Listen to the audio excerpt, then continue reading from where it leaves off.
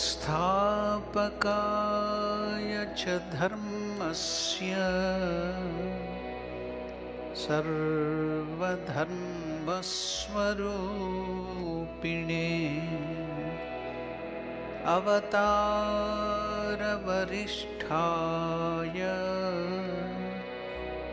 रामकृष्णाय ते नमः. Namaskar to all of you. Welcome to the study of Devi Mahatmyam or Durga Saptashati, or it is also called as Chandi. We shall now begin our study, first chanting the meditation verse Dhyanam on the 4th chapter.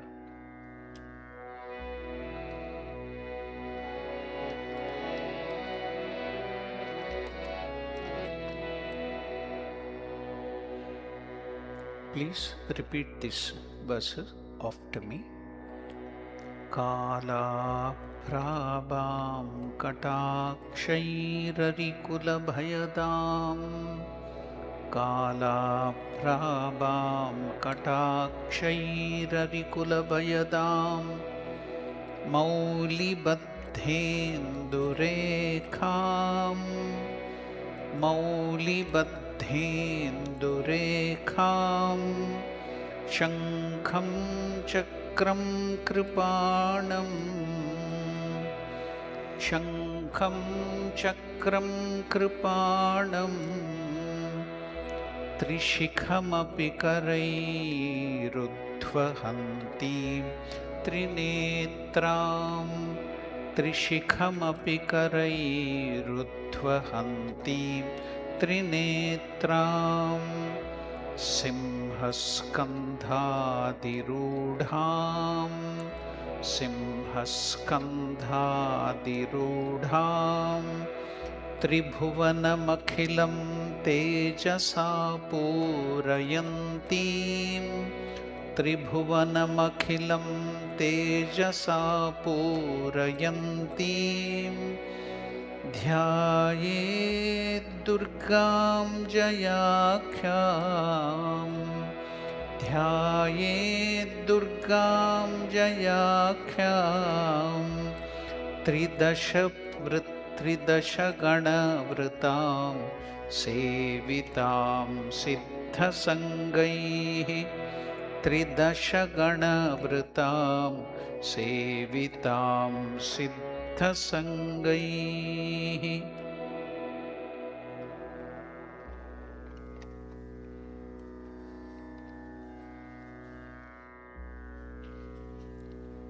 We were studying the 9th verse. In that we were looking into the different loka where we enter into mukti or moksha. So we had taken up a lot of our time in discussing about mukti. How do we get mukti, going beyond the satya loka? So let us chant that 9th verse and then again study a little about this mukti and go forward to the next verse. Ya mukti hetur avichintya mahavratatvam abhyasyase suniyatendriya tattvasaraihi mokshartibhir munibhirasta samasta doshaihi vidyasi sa bhagavati parama hi Devi. Let us now chant this 9th verse in the page 56, the 4th chapter of Devi Mahatmyam. Ya mukti heturavichintya Ya mukti heturavichintya mahavratatvam Mahavratatvam Abhyasyase suniyatendriya Abhyasyase suniyatendriya Tattvasaraihi Tattvasaraihi Mokshartibhir munibhirasta मोक्षार्तिभिर्मुनिभिरस्त समस्तदोषैर्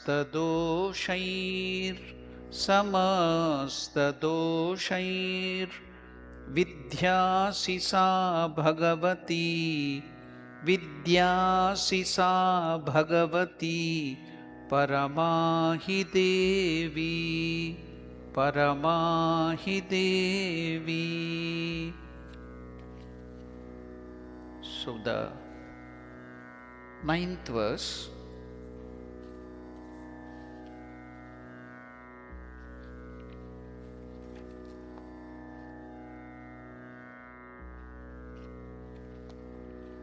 O Divine Mother, you are the cause of liberation, mukti hetuhu. Hetu means cause.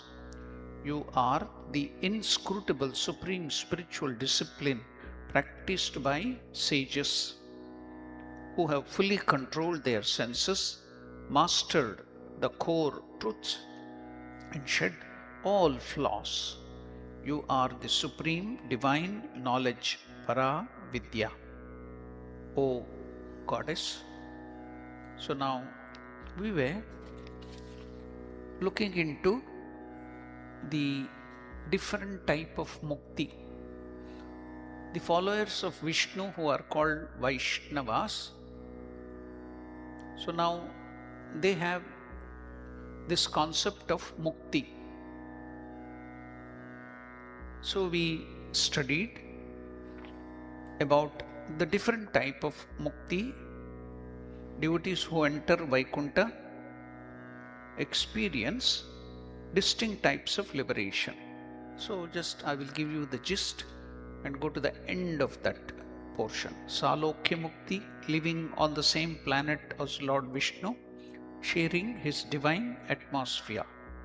Lokya, Loka means the planet or the place where the Lord lives. Salokya, Sa means together. So living in the same planet as Lord Vishnu, sharing his divine atmosphere.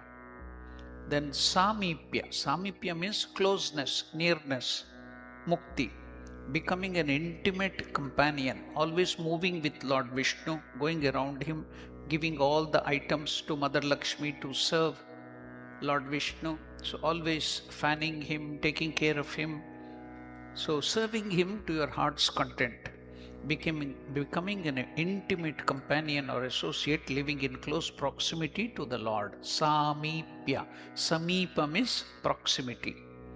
Then the next is Sarupya Mukti, gaining a four-armed spiritual body that looks exactly like Lord Vishnu, complete with the same beautiful complexion and radiant ornaments. So if you go to Vaikuntha, you can see that so many different Vishnus, because all are meditating, thinking, and they become Vishnu themselves with four arms. Yad bhavam tad bhavati. It is a Sanskrit verse. What is that? What you think, you become. So if you're constantly thinking of Vishnu, you will become Vishnu.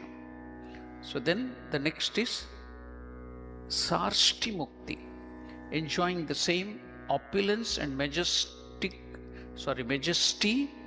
as Lord Vishnu, getting all that power. But note, they possess these divine forms and powers, but because they are entirely free from ego, they have obliterated ego, so they will not do a separate creation or go against the will of the Lord. So their will, the devotees who have come here to Mukti, their will become one with the will of Lord. So there will be no contrary things. So they use everything, their power, everything exclusively for the pleasure and service of Vishnu.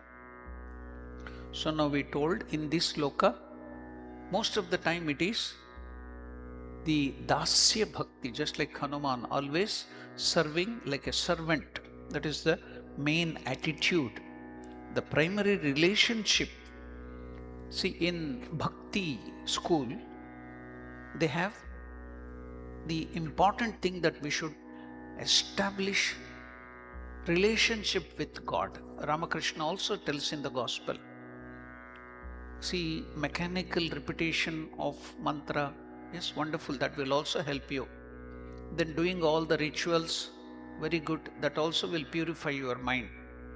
But if you have to have quick progress in the spiritual life, then you have to establish relationship with God. That is what Sri Ramakrishna tells in the Gospel. Now, the important thing is, what is there happening in this relationship when we have some relationship? See, when we have some relation with another human being, then what is happening there? You can observe. Then you will come to know. So, what are the 5 different relationships which are mentioned in our Bhakti Shastra? Dasya. It is at the lower scale, the lowest you can tell. What is this Dasya? Dasa means servant. So now you have to see Dvaita. Many people ask this question, what is the Dvaita, Vishishta Dvaita, Advaita?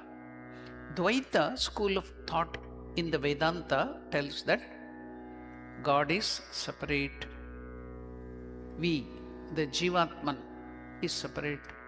Prakriti, nature, external world is separate. So Dvaita, separate. Dvaita comes from the word two. Advaita means no separation. Opposite of Dvaita. So only one. Monoism. Only God exists, nobody else exists.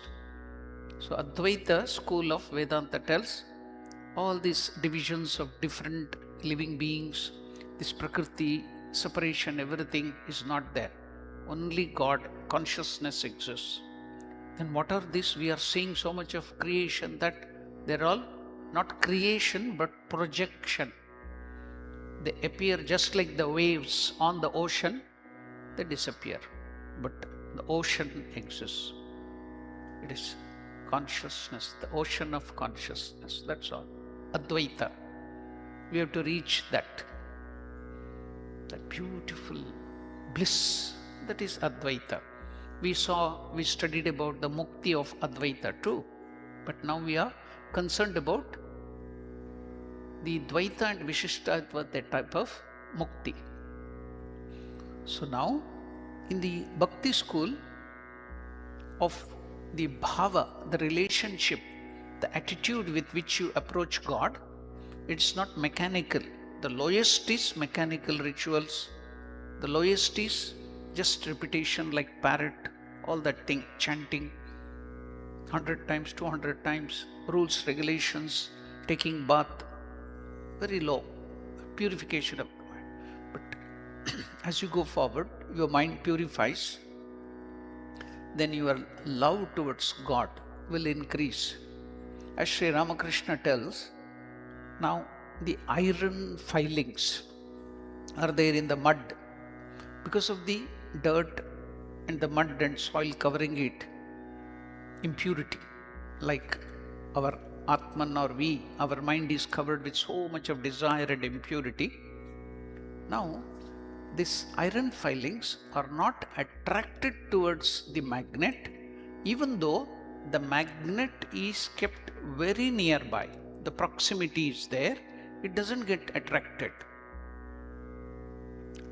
So even though we are very near living with God, living in God, because of our impurities of the mind, so much of desires, outgoing tendencies, all the bad things in the mind, our mind is going outwards, it is not attracted to God. When we purify through these rituals, through these mantras, all the rituals we are doing, then slowly you are getting attracted towards God. Now, the first relationship you establish is, lowest is servant, master. I am the servant, Jivatman. Paramatman is the master, I will serve him. Hanuman. So like servant, I will go on serving Lord. So in Vaikuntha you see that most of this attitude everywhere.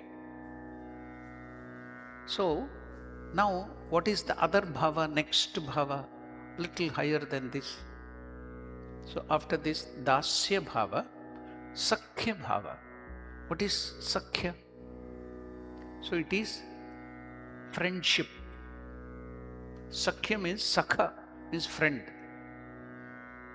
So, I am the friend of God. God is my friend. So, I will establish relationship with God like a friend. Any example? Arjuna, Krishna. They were of equal age. So, Arjuna used to behave with Krishna like his friend. Sakhya bhava. Any other example? Sudama, Krishna. So, like that you can see friendship. Now, what is the difference, dasya and this thing? Here, the fear aspect is gone. Closeness has become a little more with God.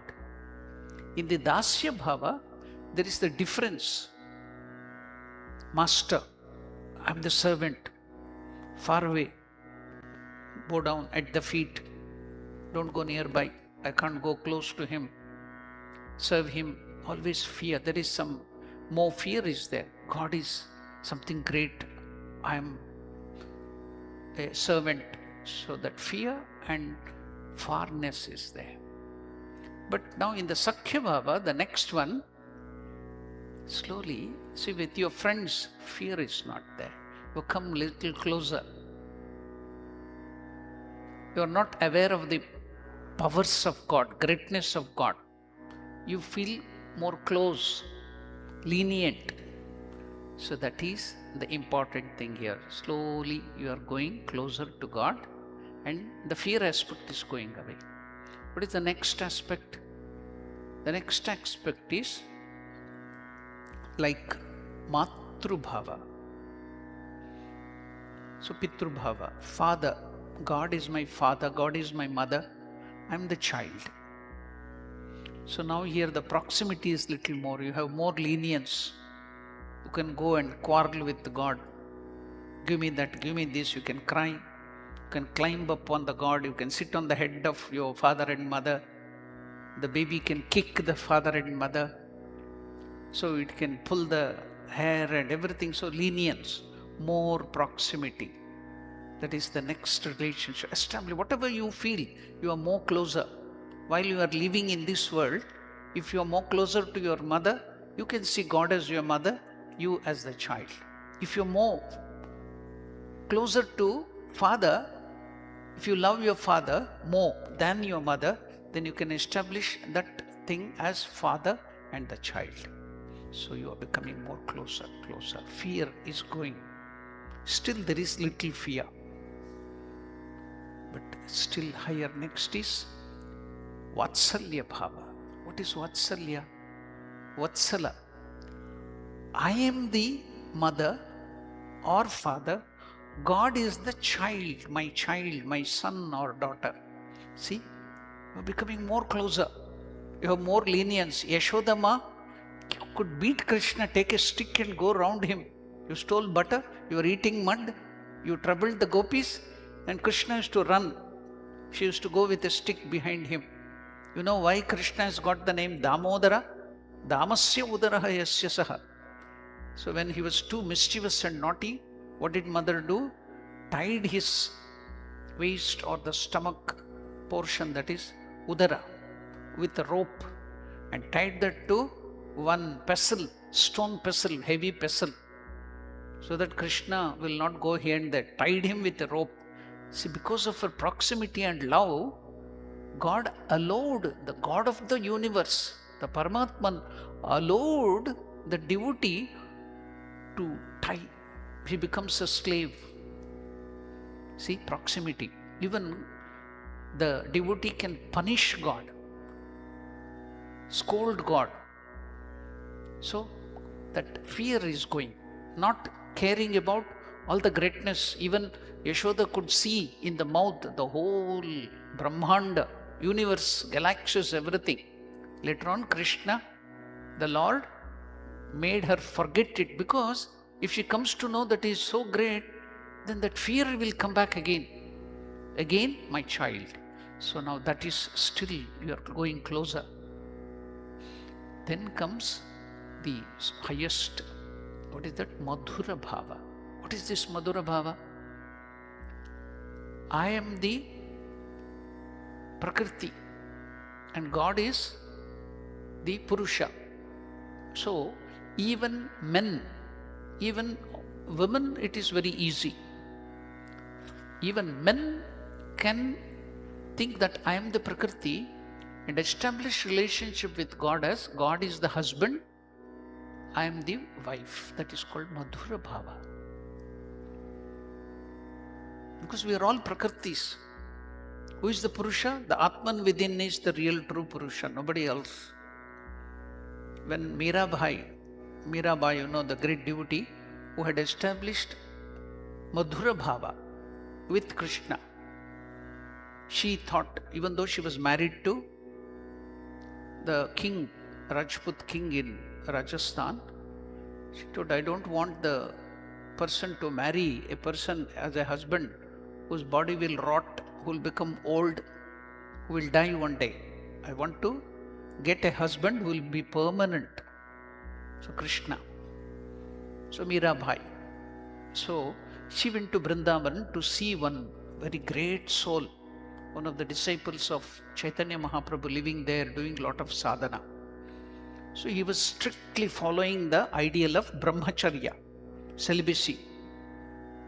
So when Mirabai as a woman went there and wanted to see that great personality, the disciple of Chaitanya Mahaprabhu, and sent word, he told, I am following the strict value of brahmacharya. I can't see a woman. I can't see the face of a woman, so I can't see her. So he was following that. So it was a, what you call, mechanical way of following the rituals. Yes, in the beginning we have to do that. We are also trained in Ramakrishna Ashrama, and our master also tells we were trained not to see even the face of the woman. That was what we were brought up from as the brahmacharya when we were following that strict rules and regulations. Celibacy. Now when he told, Mirabai heard it. Then you know what was the thing she repeated? She was a very great soul, realized soul. She told, if there is a Purusha, what did he tell? I am a Purusha, I can't see a Stri, Prakriti. So what did Mirabai tell? If there is any Purusha other than Krishna in Vrindavan, I want to see him. There is no Purusha in this world other than Krishna or the Lord, Shiva or whatever. The Lord is the only Purusha. We are all Prakriti's nature. So if there is one more Purusha other than Krishna in Vrindavan, I definitely want to see him. That was then he heard it. Oh, she, a great soul who has come. He came running and did pranam to her. So even men can have that. There are great souls. Chaitanya Mahaprabhu had this attitude of Madhura Bhava with Krishna. So in Madhura Bhava, there is, see now, Sita Ma had that Madhura Bhava with Ramachandra. Yes, wife and husband relationship with God. But in Bhakti Bhava, it is still higher aspect in Madhura Bhava. What is that?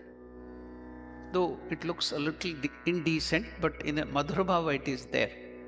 What is that? Now gopis, Radha, they were all married. They had children. So now, illicit relationship. You know, it is very popular everywhere in the world, everywhere, that too in the Western countries. Everywhere now, even in India, everywhere. The illicit relationship with another person. Though they have the husband, secretly meeting somebody else. So now this attitude which is pulling us down to the world and making us doing all the worst of the things, sinful thing.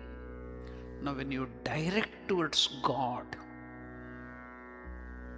because there you will have more proximity to God. I'm giving up everything, family, husband, everything for you, O God. So that is highest aspect of Madhura Bhava. Whatever is binding you, in the world, the relationship, if you turn towards God, then that will release you. This is the aspect of the establishing relationship with God. So now, what is happening here? Your fear with God is going and your proximity to God is increasing, you see, in all these bhava. So now, gradually you go near, and then finally in Advaita, you become one with God. There is no separation. That is highest Advaita. Here the devotees want to still keep a separation so that I can be close and serving God in all the different ways. Now, here comes though in Vaikuntha there is only one or two bhava, this idea. What is that bhava? Dasya bhava, establishing always God as the master and servant. So there is one more mukti, it is called, other than the Salokya, Samipya, Sarupya and Sarshti mukti, there is one more, Sayujya mukti, merging in God. But most of the devotees, they don't want to merge in God. They want to keep separate. As I told you, they didn't want to become the sugar. They want to become separate to enjoy the sugar. Sayujya, that is called Sayujya Mukti. So we now studied about Mukti in Vaikuntha. So the atmosphere in Vaikuntha is deeply formal, highly respectful and filled with grand worship where millions of souls praise the infinite power, justice and lordship of Vishnu and Lakshmi. Okay, now we will go to see the Mukti for the devotees of Lord Shiva. What is that? Like Vaikuntha, I told about the meaning of Vaikuntha, Kailasa, where the Shiva Bhakta, it is the same thing. It will be all interspersing, the same loka.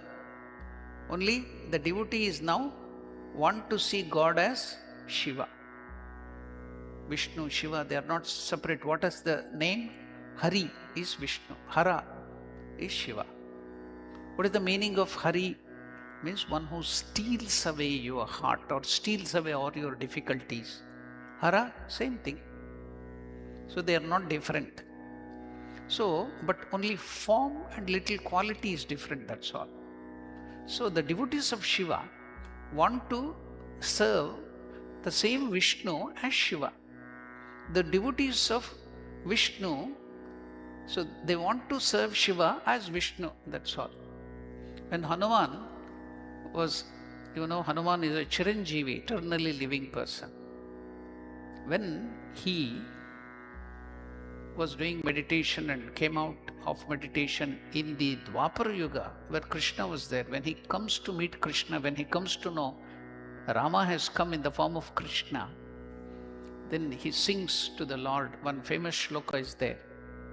Srinathe Janaki Nathe Abhedav Paramatmani Tatapi Mama Sarvasvam Rama Kamalalochanaha.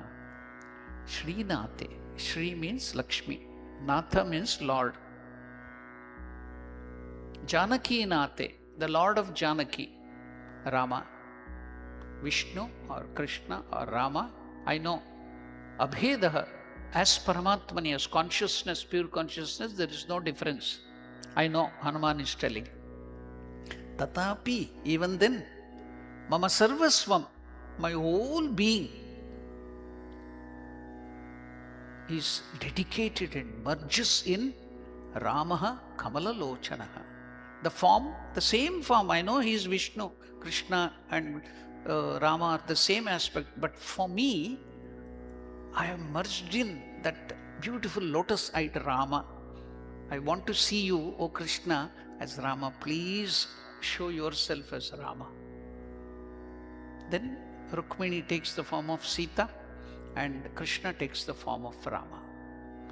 So, like that, though Shiva, Vishnu are all the same thing, but those devotees want to see the Lord here in Mukti. Out of so much of sadhana, they have got that. But they want to see as Shiva. wonderful. God is very gracious and liberal. So he will take the form of Shiva. That is Kailasa, Mukti in Kailasa. What is there? What is happening in that Kailasa? Let us now study. Because just we hear the word Mukti, but should we not know Kailasa? What is Kailasa? What is Vaikuntha? Then the devotees of Krishna, they want not even Vishnu, Vaikuntha. They want the another loka where they want to see God as only Krishna and Radha and gopis. Like Vrindavan, always staying in Vrindavan. There will be like Rasalila and Vrindavan. What is that? Goloka. There, that is just like Vaikuntha, Goloka. Just like Kailasa, there will be Goloka. Then the devotees of Divine Mother, Devi, Durga or Lakshmi or Saraswati, so that worshippers of Kali, so they want to have their own loka. So what is that called?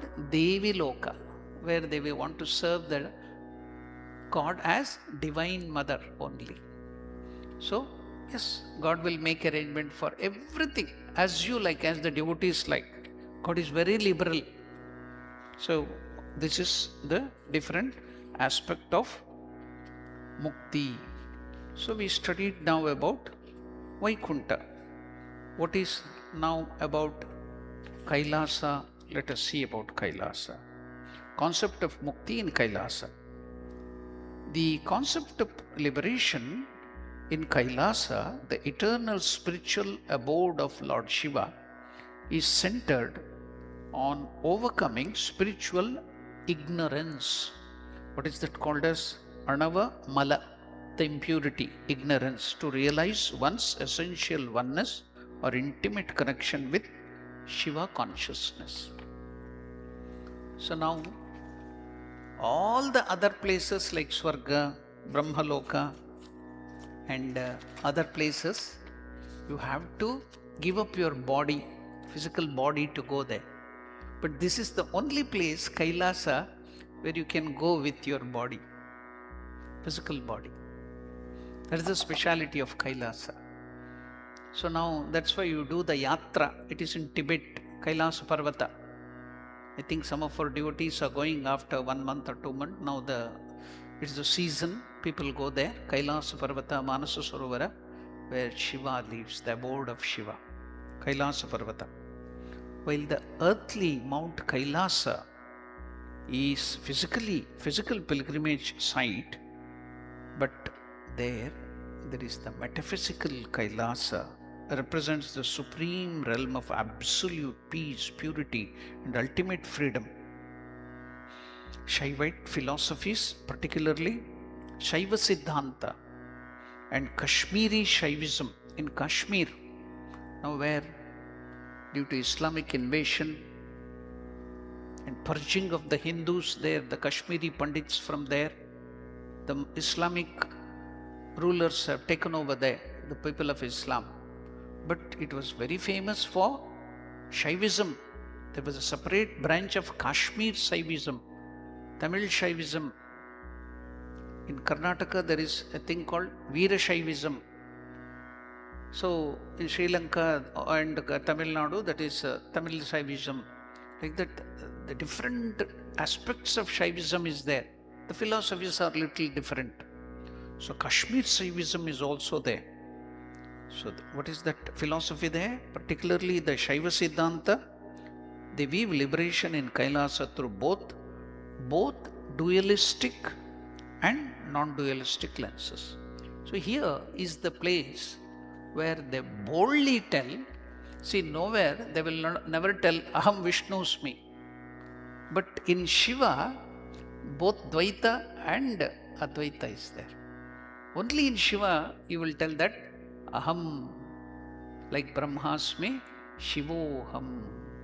That aspect is there. I am one with Shiva, I become one with Shiva. That is there only in Shaiva, devotees of Shaiva, in that Mukti. So here you can find both dualistic and non-dualistic. The devotees of Vishnu, Krishna, the Dvaitins, Or Vishishtadvaitins, they don't like that at all. They will hate this aspect. How can you become one with God? So that hatred aspect is fanaticism. We should not have that. That is the greatest obstacle. That's why we Hindus will be quarreling each other. Yes, freedom is there. Liberty is the first and foremost condition of spiritual life. So now here, Shiva devotees have both dualistic and non-dualistic attitude. So let us see, have a little view of what is Kailasa. So in Kailasa, dualistic mukti, Sayujya as like, what is that? As complete union, that is Shivoham, I become one with Shiva. In mainstream Shaivism, liberation is an evolution through stages that culminates in Sayujya. What is Sayujya? You become one with God. Paramatman, Jivatman will become one with Paramatman. So that same Sayujya, because the Vaishnavites don't want to become one with God, so they give the interpretation differently. You can interpret as ever you like. Truth is truth. Let us not worry about or hate anybody about in that thing. Everybody has the freedom, enjoy everything. So what is Salokya in Kailasa called as? The name is Charya Mukti, attained through external service, cleaning the temples, gathering flowers. The soul enters Kailasa, the realm of Shiva. There they will be serving like that, plucking the flowers, cleaning the place where Shiva is there. So that service to Shiva, that is Salokya in the Shiva. Then Samipya, where we saw in Vaikuntha, what is that called in Kailasa? The term is Kriya Mukti, attained through ritual worship and chanting. The soul lives in close proximity to Lord Shiva, chanting the mantra, glorifying the Lord. Then rituals, doing all the rituals, intimate association with, that is called Kriya Mukti. Samipya, they are the one and the same. Then Vaikuntha Visa Sarupya, attaining the same form with four hands like Vishnu, all that Gada, Shankha, Chakra, Padma, everything will be there. What is that called in Kailasa? Yoga Mukti. Yoga, the term yoga, Sanskrit, it comes from the root word Yujir Yoge. What is Yujir? The English word yoke, Y-O-K, yoke, comes from this yoga. What is the meaning of yoke? Yoking the bullock cart with the bull. You are bringing the bullock with the bullock cart. So that is called yoke. The horse is yoked, the bullock is yoked. So bringing together, Yujir Yoge, union. Yoga means union. Same thing, Yoga Mukti, Sarupya. Attained through internal meditation, the soul receives a divine form resembling Shiva.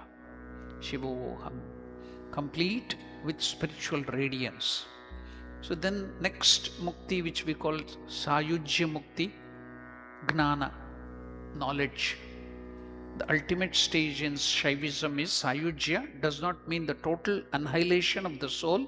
Instead, it's a state of absolute union where the soul is fully permeated by Shiva's infinite bliss, knowledge and power, existing with him in perfect harmony.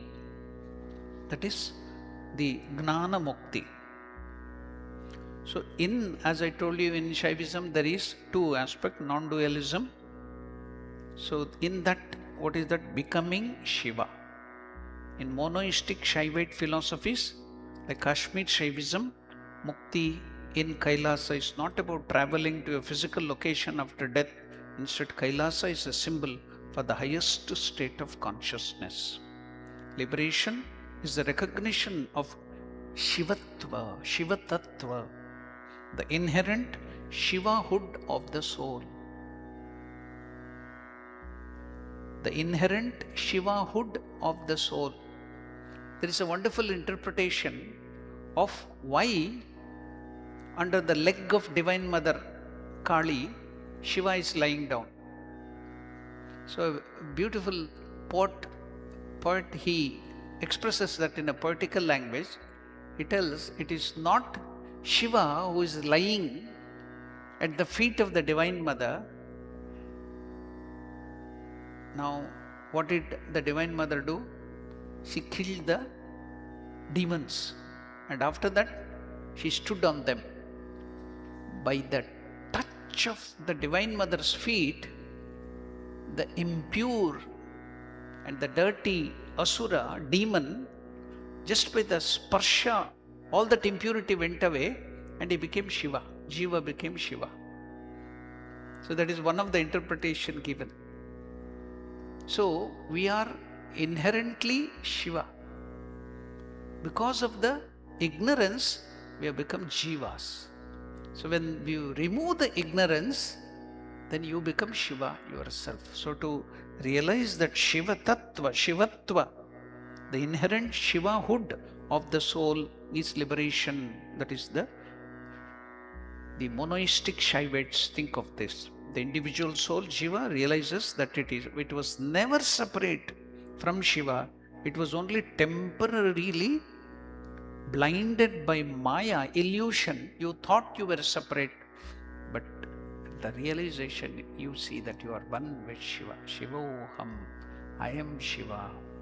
Soham, Saha Aham, Ham Saha, Aham Saha. Aham Saha means I am that. Soham means Saha Aham, that I am. Paramahamsaha, the highest Parabrahman, I am. So all these things. Aham Brahmasmi, I am that Brahman. Tattvam Asi Shvetaketo, you are that Brahman, O Shvetaketo. The Rishi is telling him, I am Atma Brahma, Pragnanam Brahma. So that's the highest Advaitic statement. That is also true. We were temporarily blinded by the illusion, so we were thinking we were separate.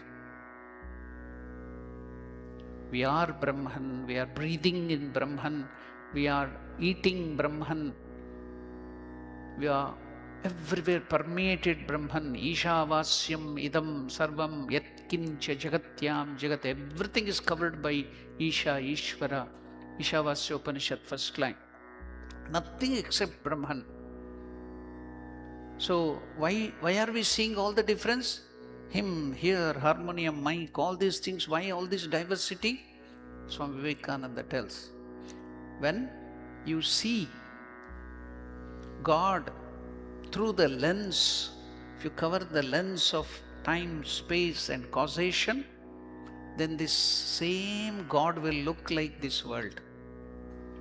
You remove the lens of time, space and causation from front of your eyes, then the same world will look like God. What is this time, space and causation? That is Maya, illusion created by Divine Mother. Maya, time, space and causation. The lens, when you put that lens in front of you, the same God looks as this world. When you remove that time, space and causation, the lens, the same world becomes God. So Shivatva, you become one with. There was nothing. Because of Maya, impurity. See, because you have the desire, God becomes, because you have the desire to eat sweet or something, that the same God becomes that sweet because of the desire. It's God alone. It is the Divine Mother there in all the women. But because of your lust and desire, the same Divine Mother becomes that woman for you. Same thing for woman becomes man, Maya, because of Maya. Because of your desire, the whole world becomes what you want. Time, space and causation. God only becomes everything. So if that desire or that Maya, that ignorance goes away, it's God everywhere. That is the highest mukti. It is only temporarily blinded by Maya. The individual soul, Jiva, realizes that it was never separate from Shiva. Upon liberation, the soul experiences Samavesha, a total immersion, where the boundary between the worshipper and the worshipped completely dissolves into supreme reality, Paramashiva. What wonderful. See, even to hear these things, we get so much of bliss, no separation. Paramashiva. The worshipper becomes the worshipped. You know what is the goal of puja? Worship. We do worship puja. What is the essence of puja? If you read that, it is there. What is it? Devo bhutva devam yajet. Before worshipping God, first you should become God and then worship God. That is the basic principle of puja, worship. Devo bhutva devam yajet. We should become one with God and then worship God. All the ritual in puja is nothing but purification, asana shuddhi, vastra shuddhi, bhumi shuddhi, purification, seeing God everywhere. Mudras, what is mudra? Dhenu mudra, that mudra, purifying God, seeing God everywhere, seeing consciousness. That is puja, that is worship. Every rituals is directing you towards this. But we mechanically do things, we don't go to the deeper aspect of it. So I've explained all that in the Science of Worship. On Monday I take that class. Everything, the mantra I have taken up and everything aspect of puja I have explained there. What is that meaning? What is the deeper meaning? Science of Worship. That on Monday there is the class which I have done. So upon liberation, mukti, the soul experiences samavesha, a total immersion, where the boundary between the worshipper and the worshipped completely dissolves into the supreme reality, Paramashiva. So there in Shaivite principle also we have the Jivan Mukti. What is that? The living Shiva. The living Shiva. Shaivism places immense value on Jivan Mukti, liberation while still living. A liberated soul, Jivan Mukta, perceives the entire universe as the rhythmic dance of Lord Shiva. That's why Shiva is always in dancing pose, Nataraja.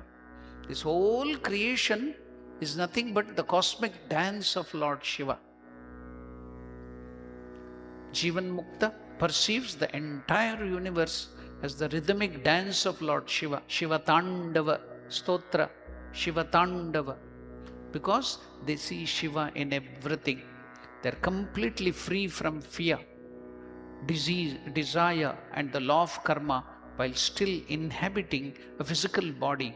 When the body dies, Videha Mukti, they permanently reside in the unmanifest eternal stillness of Shiva. What a wonderful concept, you see, Mukti. Beautiful concept, Jivan Mukti. Even you will have body, you are Mukta, you are not. I will give you the example of a Jivan Mukta who lived in the bank of Kaveri, Sadashiva Brahmendra. Now presently Tamil Nadu, on the bank of Kaveri, his Samadhi is there, where his body, after giving up the body, his body was cremated. His Samadhi is still there. If you go on the bank of Kaveri, Sadashiva Brahmendra had realized God, and he wrote many Sanskrit songs. I sing one of them here. Khelati Brahmande Bhagavan, Khelati Brahmande. You could see it, he's seeing, oh, Lord is playing in this Brahmanda, creating this universe, merging this universe. God is playing. He saw that, he was seeing it. Khelati Brahmande. How is he playing? Soham Hamsaha Hamsa Soham. I am that Brahman, Brahman that I am. Khelati Brahmande. Paramatmaham Paripurnoham. Wonderful song. So he was walking, he couldn't wear cloth just like Ramakrishna.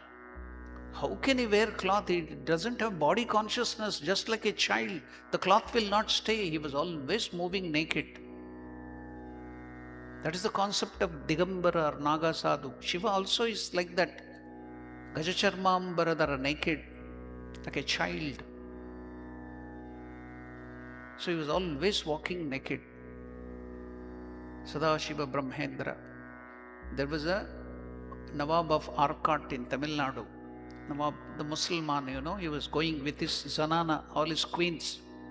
They have this parda system, and this person doesn't have body consciousness, is moving, seeing God everywhere.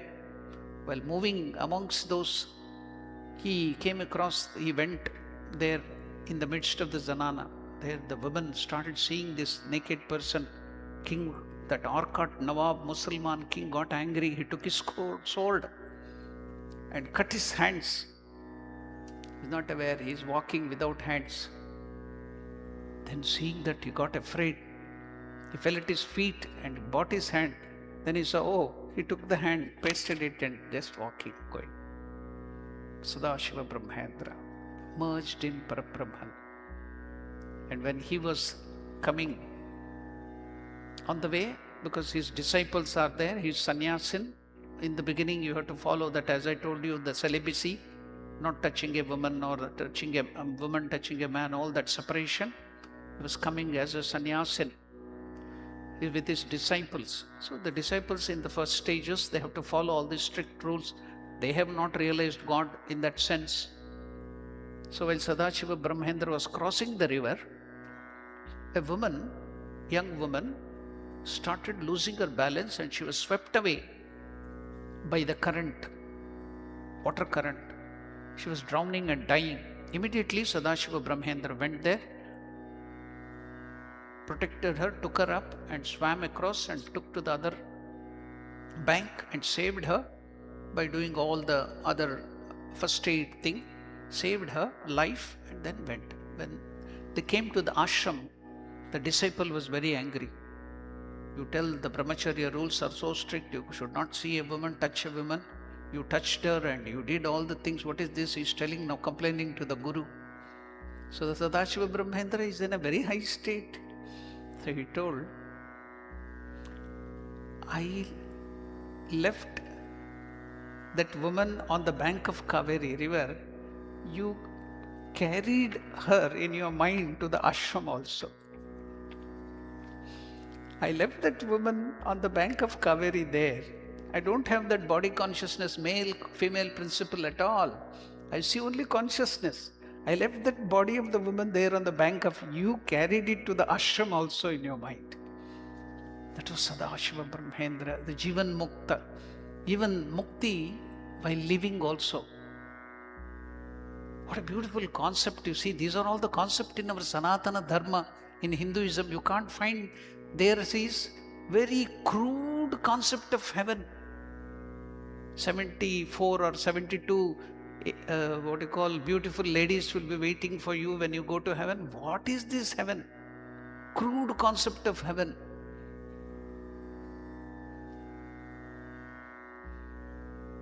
But see what wonderful ideas. So now we have seen about Vaikuntha. Let us go to the other aspect of thing and then come back to our Devi Mahatmyam. We saw now Kailasa.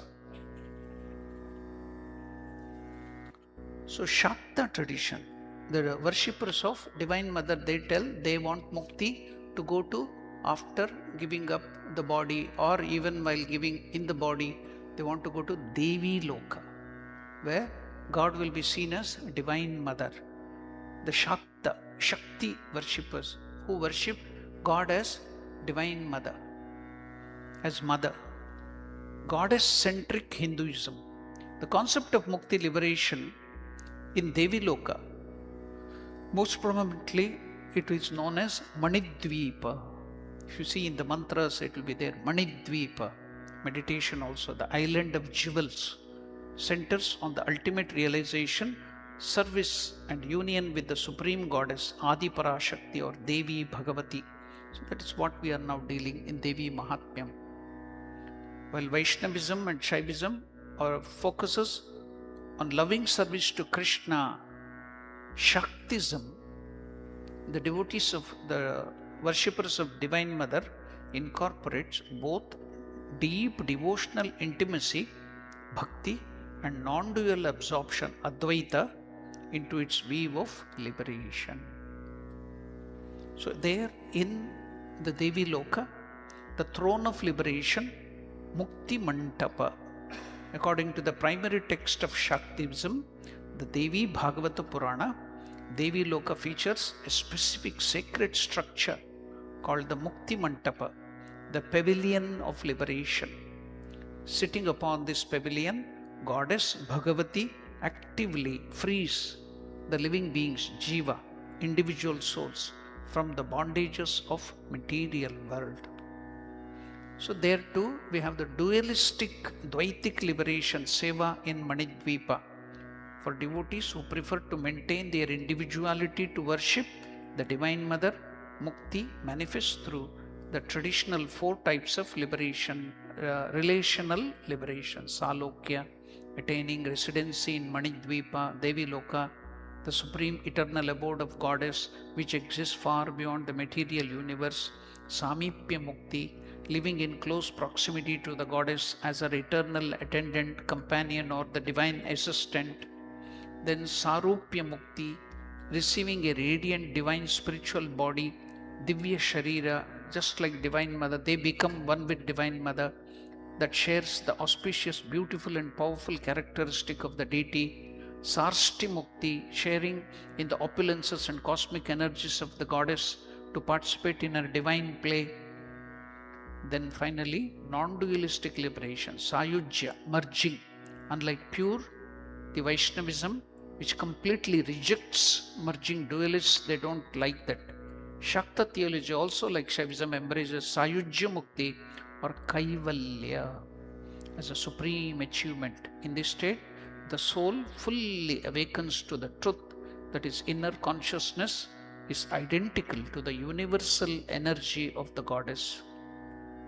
The individual ego completely dissolves into her infinite supreme consciousness, Satchit Ananda, experiencing absolute non-duality. There also in Shaktism we have Jivan Mukti, liberation while alive. Even with the body, you can be liberated. Shaktism heavily emphasizes Jivan Mukti, becoming liberated while still living in the physical body. A Shakta practitioner realizes that the entire universe, including their own body, is a manifestation of Divine Mother's dynamic energy, Shakti.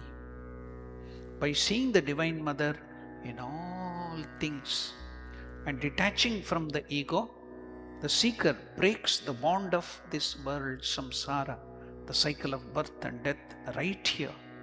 Not after death or going to some other loka, right here in this earth. That is the wonderful concept of Jivan Mukti in Shaktism.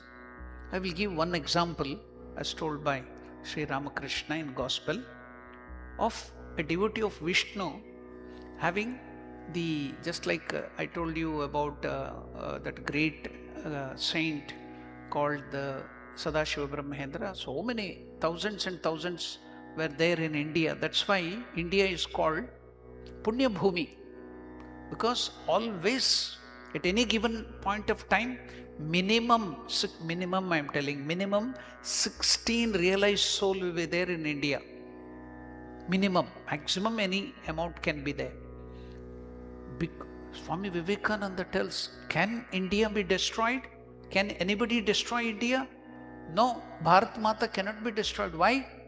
Because it is trodden by the great souls who have realized God. Always that foot dust of the thing, that Punya Bhumi, always realized souls are there. So it cannot be destroyed.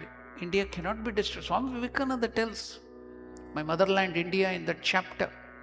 So realized soul are always, Jivan Muktas are always moving about in India. That is the speciality of India. That's why it's called Punya Bhumi. Now, Ramakrishna tells about one Vishnu Bhakta who had realized Vishnu everywhere. What is the meaning of Vishnu? Vishulru Vyapnoti. Means God who is present everywhere is Vishnu. We have a very limited concept of sleeping on the snake. God is sleeping there. That is Vishnu with Gada Padma. But real meaning of the word Vishnu means Vishulr Vyapnoti. Vyapnoti means who is present everywhere. That is Vishnu. Now he had realized God. So he had come. He was naked. He was just moving like a mad man everywhere, begging for food. Whenever he was hungry, he will go and eat food. Nobody gave him food because he was like a madcap, going about in the joy of Paramatman or Vishnu. So when nobody gave him food, what did he do? He was hungry. People had thrown the leftover leaf in India, after the food is served, the leftover leaf, people will have not completed. There will be some more food living there. So it will be thrown to the dustbin. So dogs will come there to eat that. Crows, dogs. So he went there. He doesn't have any difference between dog. He's seeing Vishnu even in the dog. Everywhere. He went and sat with the dog. See, generally when the dogs are eating anything, if you go to take it away, it will bite you, or it will fight with the other dogs or kill it, or it may bite the man. Even if the owner sometimes, who has taken care of the dog with great care, goes to take away the food or something, that it may bite. We have seen such case. But here, because he was a realized soul, seeing Vishnu everywhere, he went, he embraced the dog, with the dog, where the dog was also eating from that leftover juta leaf, which is thrown. He was also eating from that same plate with the dog. A passerby looking at that laughed. See, madcap eating with the dogs. He laughed in a very sarcastic way. Then looking at him, he composed a poetry. What was that poetry he composed? He too started laughing, told, when Vishnu was sitting on Vishnu, he is sitting on the dog and eating the food with the dog. When Vishnu was sitting on another Vishnu and eating Vishnu, another Vishnu looked at this Vishnu and laughed at this Vishnu. What a beautiful concept. Can you imagine this? He has realized Vishnu everywhere, God. A Vishnu is sitting on Vishnu, is sitting on the dog. He is a human being, realized soul, Jivan Mukta. A Vishnu is sitting on Vishnu and eating Vishnu. Another Vishnu, looking at this Vishnu, started laughing at this Vishnu. Is it not Mukti? Jivan Mukti? Liberated while living. See that concept. You can't see anything else other than that. Then where will you be your anger? Where will be your jealousy? Whom will you hate? Whom will you get angry at? So you can practice this even in your day-to-day life. Then you will not get angry. There will be no enemies. You will be liberated while living here with this attitude. You cannot get hatred. You cannot get angry. You cannot get revengeful attitude, because you are seeing Lord everywhere. That is Jivan Mukti. So that is the idea of Mukti. Now coming to this wonderful Devi Mahatmyam. So it is told, O Mother, you are the cause of liberation. You are Mukti. You are that highest wisdom which gives us Mukti, that knowledge. That is what the 9th verse here in the Devi Mahatmyam. Ya Mukti Avichintya Mahavratatvam. O Mother, Divine Mother, you are the cause of liberation, Mukti. You are the inscrutable, supreme spiritual discipline practiced by the sages who have fully controlled their senses, mastered the core truths and shed all flaws. You are the supreme divine knowledge, Paravidya, O Goddess. That is the meaning of the verse. Now we will chant the 10th verse.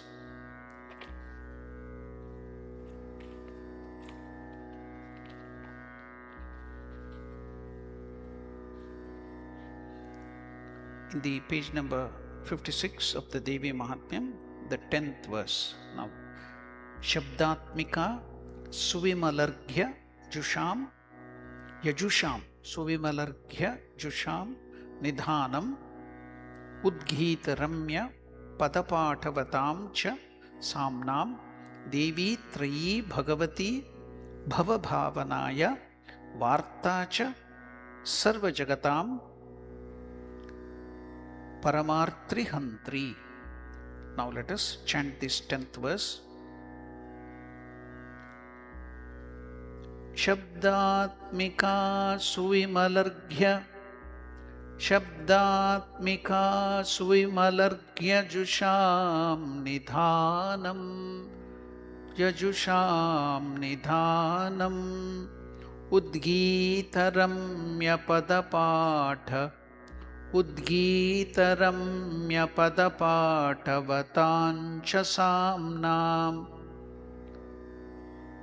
Patavatancha Samnam Devi Trayi Bhagavati Devi Trayi Bhagavati Bhavabhavanaya Bhavabhavanaya Vartacha Sarva Jagatam Vartacha Sarva Jagatam Paramartrihantri Paramartrihantri. So now we will study this wonderful verse. This is also a very having wonderful deep meaning into it. The 10th verse here, Shabdatmika. The Divine Mother is described as the internal sound energy, or with the sound as your essence. What is the essence of sound, or the sound as the essence? The whole creation comes out of this Om. That is the essence of all the sound, Om. Shabdatmika. Even the Paramatman, the Parabrahman consciousness, to come down to that Om, Pranava, it has to come down so much low, it seems. God is still higher. Even to become that sound Om, it has to come down so much. So you are the Shabdatmika, O Divine Mother, with sound as your essence, Shabdatmika. You are the treasury that holds the taintless Vedic hymns, Vedas, Rigveda, Yajurveda, Samaveda, Atharvana Veda. They've all come from Om, the sound. That is what the Guru, that mantras are chanted and the disciple will hear it. Shabda, sound. It is all that sound has come from Om, Pranava. So you are the treasury that holds the taintless Vedic hymns sung to resound joyfully with your holy names. You are the blessed Devi who embodies all the 3 Vedas. For us Hindus, the Vedas are our sacred book, the scriptures. So you are the blessed Divine Mother Devi who embodies all the 3 Vedas, intent on conferring the well-being. You are the supreme destroyer of all the pain, all the suffering in all the 3 worlds. In all the worlds, you are the one who removes all the pain. You are the destroyer of all the troubles, suffering and pain. That is the simple meaning of this 10th verse. The 10th verse describes the Divine Mother as the internal sound energy. The 3 Vedas, Rig Veda, Yajurveda, Samaveda. You may ask me the question, the Vedas are 4. Why are you telling 3? I will explain about that later on. This verse beautifully transitions from the role of the Divine Mother as the highest spiritual wisdom, Paravidya, Mukti, all we saw that in the last verse. Now it transitions from her role as the highest spiritual wisdom, Paravidya, into her specific manifest form as the sacred sound vibration behind the three core Vedas, as well as the deep internal intelligence, Paravidya, deep internal intelligence that sustain this whole life. O Divine Mother, you are that. So now we shall study the word-to-word meaning of this. Shabdatmika. The 10th verse, Shabda, it starts with Shabdatmika, she whose soul, essence is sound, Shabda, that is Om. Atmika, soul or nature. Suvimala, Mala means impurity or stain. Vimala means pure, no impurity. Suvimala means still pure, perfectly pure, stainless. That is Suvimala. Rig Yajusham, of the Rig Veda and the Yajur Veda. Nidhanam, you are the ultimate repository, treasure house, the source of all this Veda, Rig Veda, Yajur Veda, all that knowledge. Udgita Ramya, beautiful. Ramya is beautiful. With the chanting of the Udgita, the sacred chants of Om in Samaveda. Padapatavatam, possessing the structural recitation of the words in the Vedic chanting, Padapata, Cha, and Samnam of the Samaveda. Devi, O Goddess, Divine Mother, Tri, the triple Vedic manifestation. Because the oldest form of Veda are Rig Veda, Yajur Veda, Samaveda. But afterwards, long afterwards, the rishis found out the Atharvana Veda, so it is later on. So in olden days, I think Devi, during the Devi Mahatmyam, when it was composed, only these three Vedas were there. The Atharvana Veda came later on. So it is told in olden days, thing, Trayi Veda, Rig Veda, Yajur Veda, Sama Veda.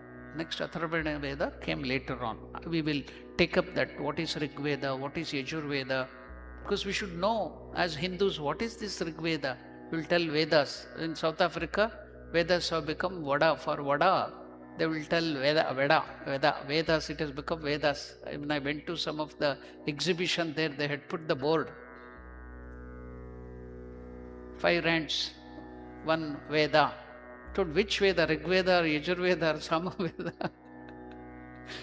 So we should know as Hindus our sacred scriptures, the Vedas. So I will take up this Vedas, Rig Veda, Yajur Veda. In detail we will study about that in the next class.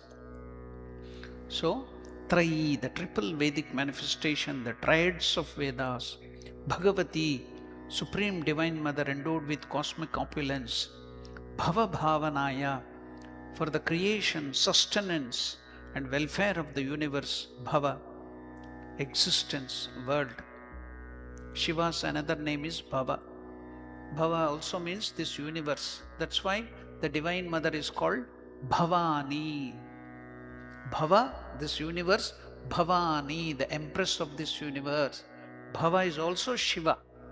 Shiva's feminine aspect is Bhavani, Bhava, this universe. Existence is Bhava. Bhavanaya, for the manifestation or nurturing of this universe. Varta, the signs of livelihood, economics, agriculture and trade. The knowledge that sustains the physical life is Varta, Cha, and Sarva Jagatam, of the entire universe. Parama Artri, Hantri, Arti, not Artri, Arti.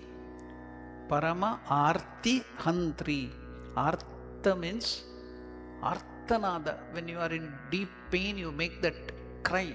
Arthanada, painful cry. So Artha means suffering, pain. That is Artha. Parama means highest. Hantri means the remover, the destroyer of all the suffering of human beings or any animals. Parama Artri Hantri, the supreme destroyer of the deepest pain and suffering of all the living beings. You are Parama Artri Hantri, Divine Mother.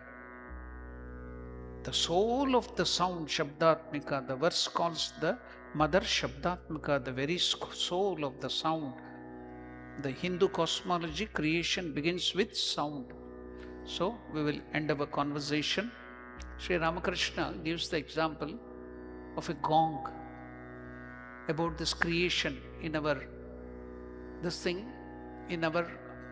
Vedas and in the scriptures. It is told how is this creation done. Everything was still, stabda. Just like when you beat the gong, I don't know whether you have seen the gong. You can go to the internet or something, or Google or somewhere, and type for the sound of gong. When you beat that gong, that sound will come and the sound will spread like that. So this Om. So with that sound, the creation with the sound will expand. The universe is created or manifested, it goes. So Ramakrishna gives that example, that Shabdatmika. So that is the Divine Mother. Nada Brahman, Shabda Brahman, God in the form of the sound, that is Om. Pranava. So always that sound is there.